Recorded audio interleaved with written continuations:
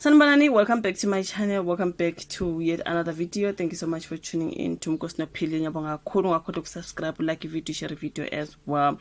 So yeah, you guys, bakhona abanye abantu bamafika you guys ba commenting ukuthi okay, they don't like the place either, mhlambe they don't like the person. Kahle you guys, i simple lento. Uma ungathandi indawo and ungathandi umnikazi wendawo, all you do is to click out, like it's simple you guys.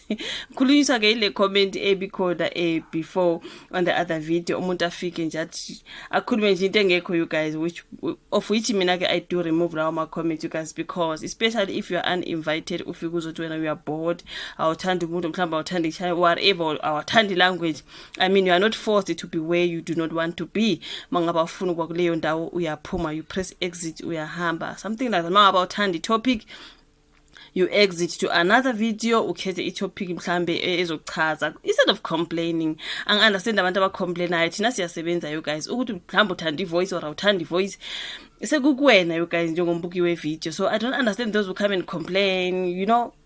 Nami nginje you guys nginabantu engibazwisisayo, nginabantu engingabazwisisi. Nawe unelungelo ukuthi umuntu umthanda omunye ungamthandi, uthande le video ungayithandi, mhlambe ungathanda udaba okhulunywa nga, something like that. There is no need of complaining. You can just exit mangabe awuthandi. I'm just answering to the sister who was here before on my previous video about uZahara. Ufike nje ne comment ebengayizwa, so I was like, you girl, you know what, just exit because angitholi kahle. But anyways, on this particular video I want to address udaba lwaseLusikisiki because kuthiwa ke itholakele indoda le esolwa ngokubulala abantu abawu-18 baseLusikisiki.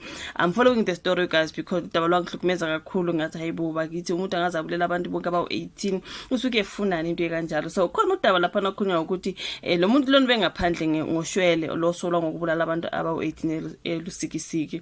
So isamani mhlambe obe out ngeParole, kusho ukuthi vele isigebengu kahle kahle. So lesi sigebengu ukuthi sifunani ke lo yamndeni, I do not know. There are no answers, but kunodaba ke albalile about the fact that this is a 45-year-old man, Useboshiwe, and he is out on parole and usolwa nje ngokuba namacala amanye thizeni nokubaleka futhi estoksini, which means ngumuntu nje obhedayo like when I read the story. So mongathi uyalanda udaba lakhe mhlambe nje, I'm not surprised why akwazi ukubulala abantu abawu-18 bonke.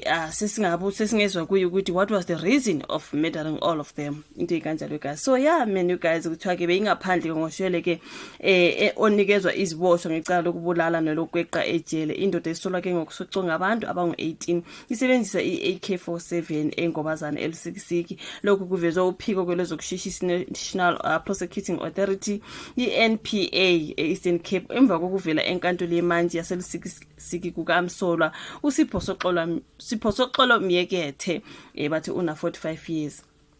So ngumuntu ophandle ngeParole, still uyagebenga abantu kusho ukuthi. So wow, I think like he's a type of person, he's one of those dangerous men. Like okhumela i-NPA Eastern Cape umnumzana uLuxolo ke Jali uthe umsolwa uboshwe ngomsombuluko kubo elokishini eMthimde eMfengwenini, something like that you guys, khona ngaseLusikisiki. Ukuboshwa kwakhe ke kuva emva mhlambe bathi kuza emva kokudubula yes kokudubula okwenzeke ngoSeptember 28, 2024 emzini emibili yasengobazana eduzane ekwedolobha laseLusikisiki.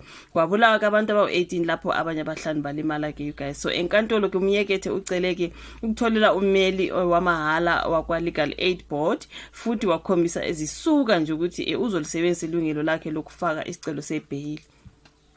And yazi leyo nhlobo yeziboshwa uyayazi ngithi nayo i-NPA ithe ikhombisa zisuka amadaka nje, yathi izophikisana nokuthi umyekethe osolwa ngokusoconga inqwaba yabantu adedwele ngebhail. So they are planning to oppose his bail application. Le ndoda ke seyike yalahlwa amacala amabili okungelokubulala nelokweqa estoksini. Iboshwa nje beyikati ngaphandle ngoshwele onikezwa iziboshwa ngecala lokubulala. So yona ke iParole. So icala lihlehliselwe olwesibili ngesonto elizayo njengoba ke kusenziwa kuphenywa ngamacala akhe, futhi nje kulindwe umbiko womnyango wezoku hlunyelelisa kwezimilo mayelana ke noshwele onikezwe umyekethe. I-NPA ithi ngalolu suku umsolwa kungenzeka afake isicelo sebhail. So guys, they mustn't give him bail. Mangabe kunjalo ngiyacabanga ukuthi kumele nje bayizama ukuyi-oppose le bail application yakhe, because ungaphandle ngeParole kunamanye amacala nje futhi he's like some dangerous gangster. So umbuzo wami uthi ubabulalelane kabantu umndeni, uye kuloya muzi wayo, uye waya kuloya muzi wayobulala abantu you guys, kwashona 18 yonke. What is his problem? wese ungaphandle ngeParole still ubhizi uyagange futhi lo muntu hayi bafethu like he's a dangerous gangster makunjalo ke hayi cha ngeke bafethu. So yeah man you guys, ngicabanga ukuthi ngine-update because sengenzile ama-video ngeLusikisiki you guys ya ngalezi zinto ezenzeka kuleya ndawo. So at least bekuthiwe kuna-3 eboshiwe, so lana kukhulunywa ke ngomyekethe kakhulu singazi mhlambe nguyena ungqondo when it comes ukubulawa kwabantu mhlambe behamba nabanye kodwa nguyena ungqondo angazi ke kodwa kuthiwa ya uyena lo bhudo kuthiwa ngusipho soxolo myekethe uyena osolwa ngokubulala abantu abawu-18 baseLusikisiki. Singazi ukuthi inkinga yakhe yini ekwenzakalani ngaye ukwatela umndeni kwenzakalani you guys. So next time mangabe solukhona udaba futhi about this particular story ngizoza ngizoni-update you guys ukuthi what exactly is happening. Yeah, ngiyabonga kakhulu ukuthi ibuka ivideo ke ungakhohlwa ukusubscribe, like, share, siphinde sibonane kwenye elandelayo. Bye.